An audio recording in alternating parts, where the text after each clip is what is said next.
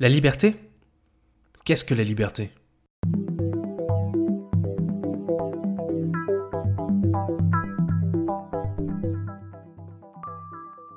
Est-ce un état d'esprit?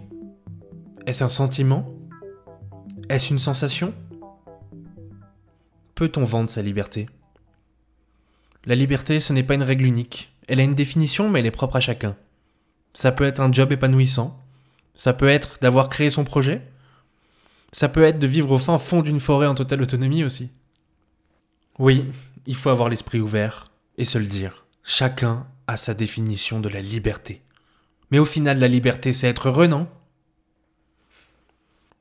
En revanche, vendre sa liberté, faire des compromis sur sa liberté, ça ce n'est pas acceptable.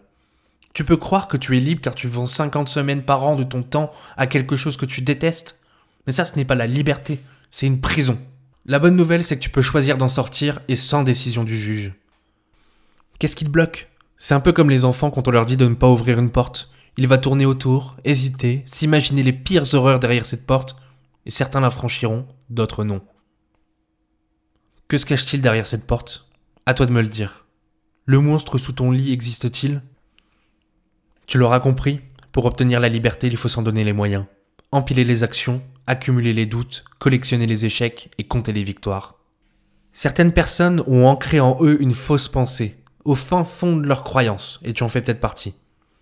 Peut-être penses-tu que la liberté est inconcevable, que c'est un doux rêve naïf.